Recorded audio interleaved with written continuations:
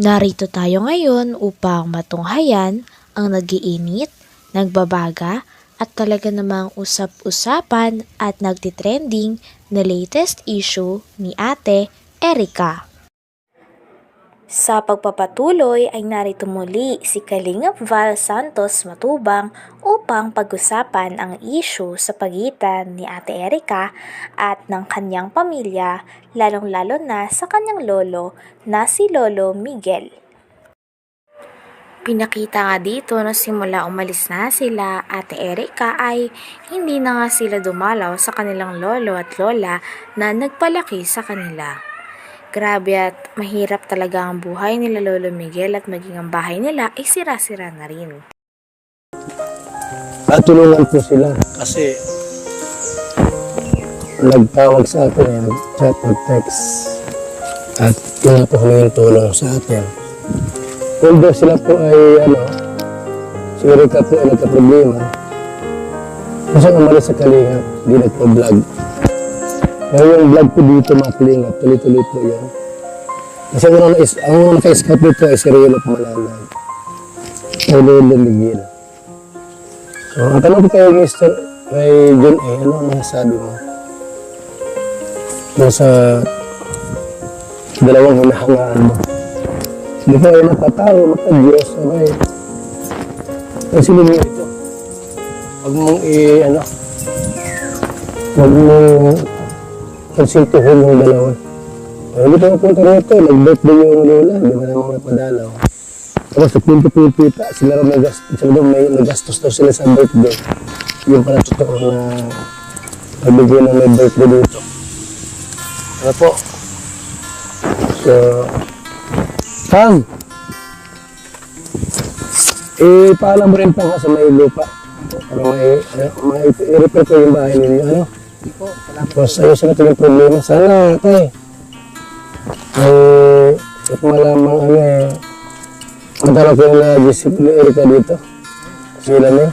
yan na po sa akin. Nagtapo ka na? Pinires ko na po sa aking memorya. Nagtapo ka na sa kanila? Kampo na po yun. Kung sakaling bumalik, kung may tawad, tanggapin mo? Kahit na po. Ganit lang. Masakit lang sa loob, ano? Simple po sa ginawa lang yan. Kahit pag ikaw na sugatan, pero may pilat yan. Pero mahal mo sila tayo noon pa. Noon po, mahal ko yun. Hatid sundo, nung maliliit pa yan. Sama-sama ko yun sa pahila ng Karabaw. Tanggal. So ngayon, wala na. Wala na. Hindi ko hinihiwalay sa aming mag-asawa yan. Dalawang yan. Maliit pa, nasa kumpa po kami sa Labo, sa Malasugi. Ngayon kasama sila. Yun po. Maliit pa po yun. Palit pa lang. Eh ngayon, nag-ibang ugali. Nasa pa kayo mag-ilang yan, yung tatay niya. Ay, na-aksidente po, taga Mindanao yun, taga Namatay na. Agusan del Sur. Patay na. Na-aksidente yun. Ang ayaw nga ni Lolo Miguel na nangyayari ay ang pagsisinungaling ng side nila Ate Erica. Sinasabi kasi nila na nagpapadala pa rin daw si Ate Erica ng sustento sa kanyang pamilya, ngunit ang katotohanan ay bigla niya na lang daw iniwan sila Lolo Miguel at wala na daw nagawa sila Lolo Miguel. Hindi na din sila kinakausap o binibisita kahit papaano. Kaya wag daw silang sinungaling. Bayaw ko yan. Bisita naman sa amin. Galabo yan. Oo.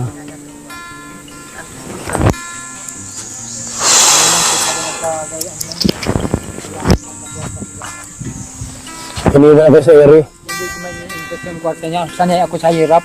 Kung sabi silang ng ganyan, wag lang silang lalapas tanganin yung apo nila. Ba't di kumampis sa babae na yun, kay Enay Torres? Ay, yun po ang kanya, laging kausap. Siguro yung Tapos pinakil na kayo. mga biyabatong salita. Tapos kinukumbinsi na kami daw ay kumbinsin ako na nagpapadalang pira na tiyatanggap ko. Eh di magtatanggap. Siguro ang ibig sabihin, umuki akong umuki para magkakwarta sila. Tapos hindi ka binibigyan. Kaya naman, hindi mapunta sa kwarta nilang ibigay sa akin. Bakit? Nagkakapira naman ako. Oo. So para paano, yung mga anak ko naman nabigay sa akin, mas 500.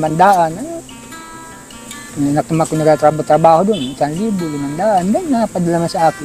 Pag ako'y nalagas-lagas dito, may karga din ako dito. Hati naman kami ng may-ari. Oo. Kaya hindi ako interest man sa kanilang. Ilan taon ka na tay? Ako na ay 60, ano na ako, double 6 na. 66 si nanay. Ano yan, 63. Mas matanda po kayo. So, alam ko lang po kasi yung pinost niya sa social media kung totoo yun. Pala, ipinagpera ka ng gato para sa materialis pala yun. Materialis lang po yun, ang nahawakan. Yung po ang totoo, maski kanila, materialis lang binili ko nun. Pero kanilang pira, yun di sa akin. So yung tindahan mo ba dyan ay, dahil yung tindahan niya galing sa, Kay Kwan pa po yan, kay Ruel pa yan. Kaya sa asawa niya. yung pero lubos na yun. Yung naman ng tindahan. Yung bahay. Okay. Yung naman ng tindahan, lubos na yung kay Royal dati. Yung kumbahay po, ano pa po yan, yung tinutulong pa po yan ni Sir Will. Oo. Hindi yung naman ng tindahan. Yan po sa sahod na po. Sahod na sa sawa mo. Wala kay Erika dito. Wala. Sabi, ang kwento, mayroon kay Erika dito. Ha? Inaambig nila. Tourist na kung hindi daw po kay Erika, hindi ako magkakasunta. Grabe at pati nga ang tita ni Ate Erika ay hindi na rin napigilan magsalita sa issue na to dahil sa mga kasinungalingan na lumalabas tungkol sa magandang image ni Ate Erika na may pakipa siya sa kanyang pamilya. Ngunit ang katotohanan nga daw ay parang wala na daw sa mundo ni Ate Erika at ng kanyang kapatid na si Sheila May ang mga tao na nagpalaki sa kanila. Kaya naman lumabas na rin ang tita ni Ate Erika at sila Lolo Miguel at sinabi sa publiko kung ano ang totoo para hindi kasinungalingan ang kumakalat sa lahat. Yung totoo yun. Pala, ipinagpera ka ng gato para sa materialis pala yun. Materialis lang po yun, ang nahawakan. Yung po ang totoo, maski kanila, materialis lang binili ko nun. Pero kanilang pira, yun di sa akin. So yung tindahan mo ba dyan ay, dahil yung tindahan niya galing sa, Kay Kwan pa po yan, kay Ruel pa yan. Kaya sa asawa niya. yung pero lubos na yun. Yung naman ng tindahan. Yung bahay. Okay. Yung naman ng tindahan, lubos na yung kay Royal dati. Yung kumbahay po, ano pa po yan, yung tinutulong pa po yan ni Sir Will. Oo. Hindi yung naman ng tindahan. Yan po sa sahod na po. Sahod na sa sawa mo. Wala kay Erika dito. Wala. Sabi, ang kwento, mayroon kay Erika dito. Ha? Inaambig nila. Tourist na kung hindi daw po kay Erika, hindi ako magkakasuntahan. Sabi mo gano'n? Hindi po ang mga ina. Hindi dahil kay Erika, wala kay tindahan. Pero hindi totoo yun. Ito mga kalingat po, kasi mga kalingat po nila. Grabe naman. Ano mo na siya ng puso mundo? Buti may naman pa ate. Ha? Ha?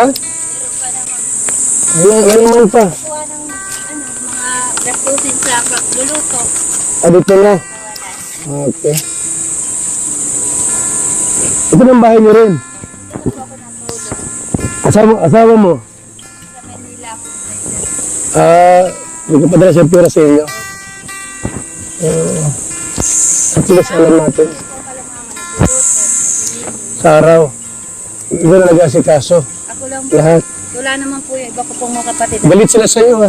Hmm? Sa daw po. Kasi ako po kasi ang naglantad ng ano nila. Oo. Butot ka nilang tanong para malaman din namin. Yun po. Kaya po nanggigigil po sila sa akin. May mga chat ba sila sa iyo na sinisiraan ka? Itago mo lang yun. Opo. Meron pa po nandun po sa kapatid ko sa TV. Itago mo lang yung mga post nila, video na sinisiraan kayo. Ano para ano yan? Kaya po nakilala ko siya kasi siya naman po yung lumalabas sa ano, Oo. mga grupo. Okay.